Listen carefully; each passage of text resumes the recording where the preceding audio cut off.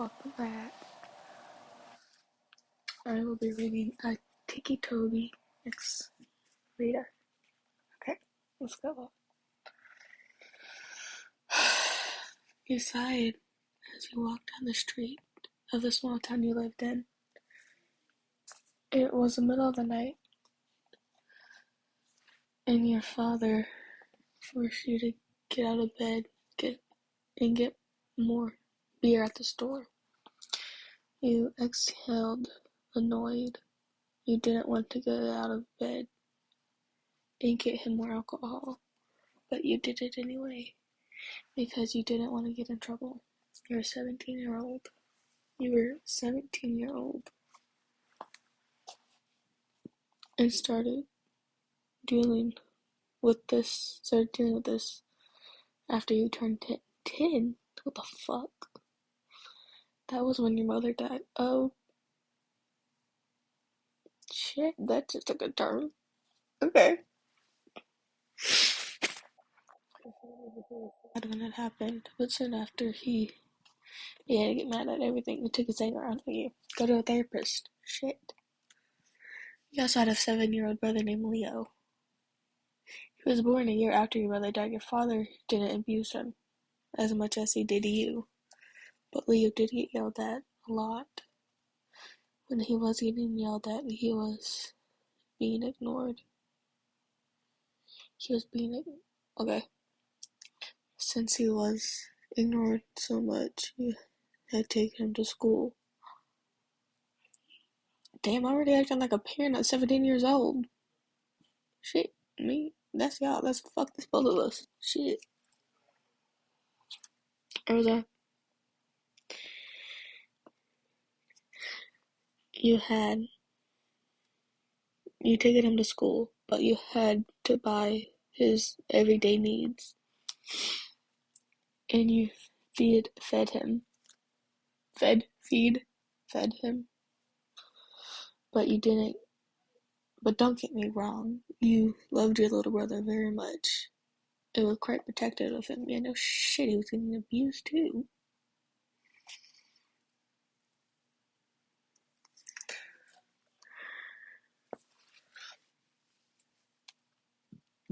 You walked down the sidewalk into the store, where you were greeted by an old man who worked there at this hour. He was a kind old man who knew about your problems, so he would always take half off the price of the beer your father would make you buy. Damn, he knew and didn't do anything. Okay, didn't call child support, everything, you know my issues. Your total is $60, the old man told you. Your eyes widened. You were only given $40. The old man could tell by the look on your face that you didn't have much money. He smiled and spoke. It's alright, lion. He said kindly, I'll bring the price down. How about 30? You're nice to do that, but you don't call child support. The fuck is wrong with you? Whatever. Okay. That was my neck, if you heard that. Your smile brightened and nodded. The old man smiled and gave him the money. And you gave him the money. He put your stuff in a bag and handed them to you. And then you thanked him and left the store. Time skip. You sighed in annoyance. You weren't even halfway home. Your legs hurt your legs hurt like crazy. English. You should have brought your bike like you always did. Yeah, why didn't I? But you were half asleep when you left. You weren't thinking straight, and the weight of the alcohol wasn't helping. I hope my parents can't hear this. I hope my parents can't hear me read this. You sounded annoyance. I already read that. You looked to your left at the forest. You were walking next to a huge forest that you always went by when you came out here. Okay. Then an idea came. You always walk around the forest to go home. That would be, what does that say? Considered, oh yeah, considered the long way home. It would be a lot faster if you just took the shortcut there. You were a little skeptic at first, but a lot of people from your town have gone missing in there. And but you decided to go and do it anyways. Yeah, you fucking dumb. What the fuck? I'm gonna get kidnapped. Oh, damn. No, I'm gonna get murdered. That's what's gonna happen. I'm gonna get murdered. Not me. All of us. We're gonna get, lion. You're gonna get murdered. We're gonna get murdered. This is my first time reading this. Because I felt like, what up? Because, yeah. And I decided to go in anyway. You were brave and you could fight back. But you could fight back if anything happened. Yeah, how am I gonna fight back if I get a hatchet thrown in my back?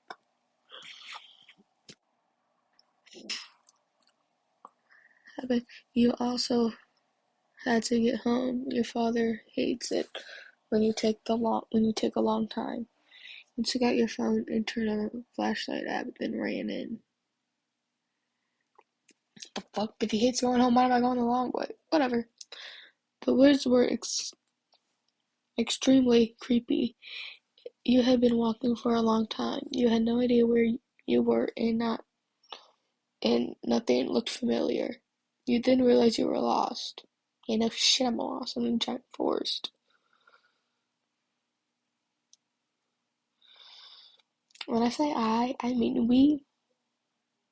Because you listen to this and I'm reading it. This is my first time reading it. Your first time too, basically. You run in annoyance, but you stopped right when you heard a noise. Who's there? You called out.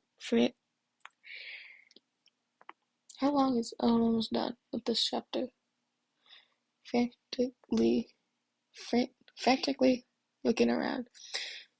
You looked right, your eyes widened in fear. Standing straight there was a person. The person was wearing a white mask with black eyes and black lips. Masky, how you doing, buddy? But that wasn't what scared you. In his hand was a bloody knife. See, right when you see that, or a person, that's when you bolt. That's when you get out. Bolt the other way. Run your happy ass the other fucking way. You turn and run, but the weight of the beer was too heavy. Yeah, drop it, drop it, drop it, drop it. So it made you slow. You were able to get like 5 feet away from the person, but it didn't help. Shit. But before you knew it, the person jumped from behind you. You dropped the beer. You dropped the bag and fell on your face. Fell face first on the ground. Oh, how you hope nothing broke. The person was starting. Stop. What the fuck? Was now straddling your back while holding both hands behind you so you couldn't get up. Get off me, you yelled while squirming, trying to get out of the person's grasp. Are you Ellen? The person asked. The person had a deep voice. It was a man. What's with you? See, now if I know your name, that's when you lie. That's when you lie. You lie about your name. You lie about your name, kid. Girl, kid, person, whoever. You lie about your name. And you lie. The man got off and grabbed your arm, yanking you off the ground. Before you could say anything, the man pulled something out of his pocket and stuffed it into your hoodie pocket. You were about to say something, but he spoke first. If you want to get out of here, keep going straight, he said. Make any turns, and I'll assure you, you'll never get out. Oh shit. Fuck. Okay. Damn.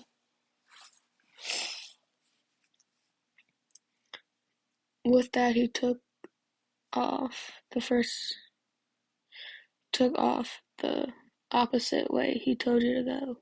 Oh, with that, he took off the opposite way he told you to go. You were shocked and confused. You just stood there, staring off into space. He soon snapped out of it and looked down at your hoodie pocket, pulled out two letters, one addressed to Leo Ellen and the other one addressed to Ryan Ellen. And this is the first chapter. Okay. Well, dude, if you're just gonna give me a letter, you'd have to fucking tackle to the ground. Damn. How long will this take? It'll take a while. Why not read the next chapter? Because I'm curious.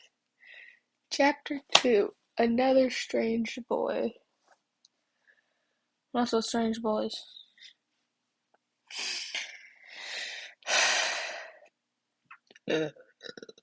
Excuse me? After you... this would be yours. After your strange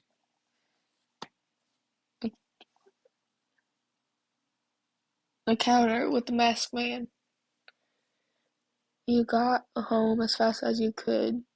You were a little curious about the man, and wanted to follow him. But you did what he said. If you didn't go that way, you wouldn't even get out. You decided not to do it. Yeah, no shit, if you said that, I wouldn't even go. When you got home, you walked into the house quietly as possible. You walked into the kitchen counter, took out all the stuff you bought out of the bag before putting it away. You were so relieved that none of it broke. When the masked man made you drop the bag, you threw the bag away before tripping. Tiptoeing your way and quietly closing. Tiptoe to your room and quietly closing the door. There we go, English. As soon as you're in your room, you flopped down on your bed and let out a sigh of relief. A little curious, you put your hand in your hoodie pocket and pulled out the strange letters. You looked at the front and back. There was anything specific from the outside of the letter. So to the side, you see how special the inside was. You put down your brother's letter and opened yours. The letter was written in nice handwriting. It read, "Dear Ryan, I have been watching you for quite some time now, and I think you have it because you kind of stuff. You're we are inviting you to camp. I have created to train you and some other chosen children to be the best killer you can be." Your eyes widen at the word killer, and you rubbed your temple with the letter to rip the letter up, throw it away, but you didn't. Instead, you continue to read it. Okay, first off, if they have been watching you for quite some time and they know what you can watching you, that just would creep me out. Not the killer part. That first sentence would just creep me out. Watching me for quite some time, like, hey, stalker, much, hello, stalker, I have a stalker. Back to the story. This is probably gonna be long. We ask you to be waiting at the entrance of the town's forest on the second Monday of summer. There will be a bus to pick you up. The second Monday of summer, you yelled to whisper. That's tomorrow. Oh shit. Please bring everything that you'll need. Things like comfortable to run and swim in. Okay, if we go swimming and I get something touches my leg and drags me down, I'm I'm out. Something grabs my leg or I feel something touch it, I'm out. I'm out. Peace. Bye. I don't give a shit. I'm out. Swimming. Also, pillows and sleeping bag. Do y'all not have beds?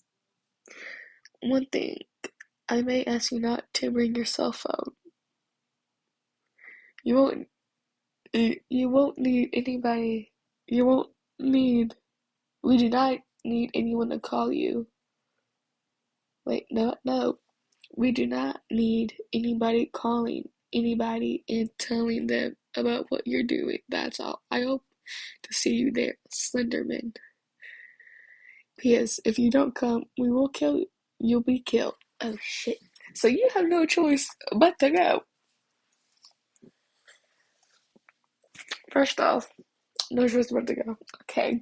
It's not like we had an option. No, and why am I just getting a letter if I have to leave tomorrow? The fuck? You were in shock for quite a while. When you snapped out of it, you had quietly freaked out. That's crazy. This is crazy, you whispered. Is this some sort of prank? No, sweetie. You were freaked out. And this really couldn't be a prank. I mean, a man jumped you in the woods and gave you this. Although it could be prank. The bullies at school could be pulling on you. Pulling on you. You groaned and hugged your knees. I just don't know what to do, you whispered. That was when the window opened and someone spoke. You really should know that. You really should know what to do. Your head shot up from your knees. There was a boy wearing goggles with the weird mouth thing.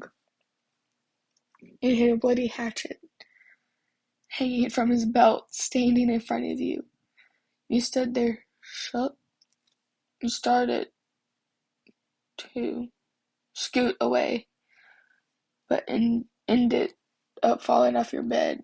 You immediately stood up, glaring at the boy. Who are you? You asked. Get out of my. If you don't come, we'll kill you, the boy said. How do I know this isn't a prank? You asked, trying to keep your voice low. You don't, he said, shrugging his shoulders. But do you really want to risk dying? You stared at the boy suspiciously. He was twitching, yeah, and once a while he would crack his neck. That when he turned around his head, that that is when he turned around and head back through the window. Hey, hey, wait, you yelled quietly. Instead of waiting, the boy jumped out the window. Oh, he said peace. You rushed over to the window and never sleep and nearly puked at what you saw. The boy was looking up at you from the ground, holding a head by the hair, by its hair. Blood was dripping from it. Next to the boy was the body that the head had belonged to. This isn't a prank. I don't know who said that. Oh, he said that. That's what that is what he said before dropping the head running off. Who does the head belong to? That's what I would like to know, but okay. You slid to your knees with your hand over your mouth, trying to keep yourself from throwing up. Thankfully you didn't.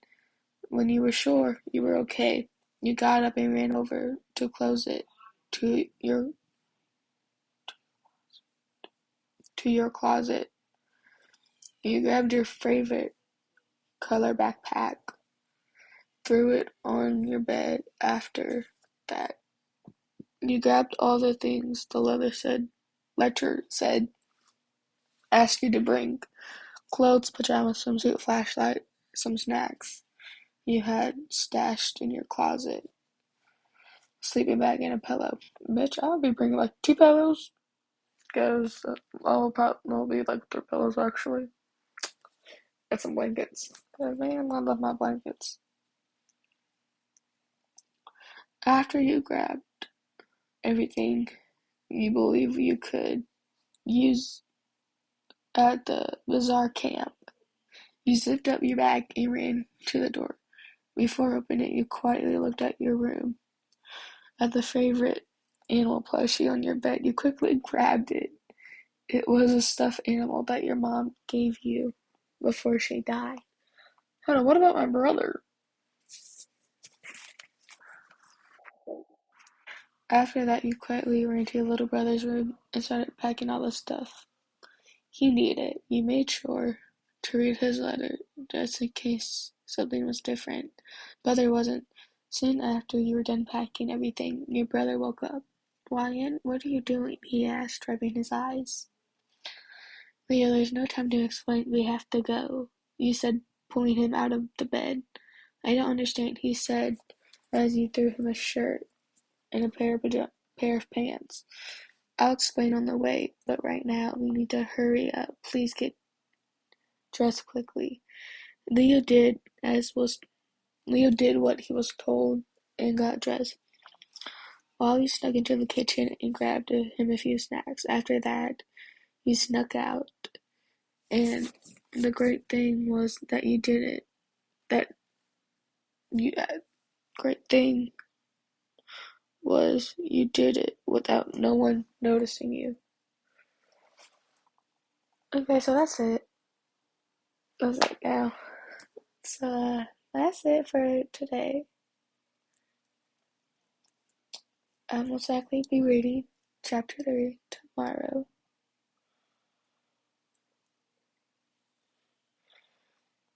Because I already did 2 chapters. I'll be doing 2 more chapters, depending on if I feel like it or not. If not, I'll most likely do 1. But yeah, depending on how long the chapter is, I'll do 2 or not. So, yeah. Bye.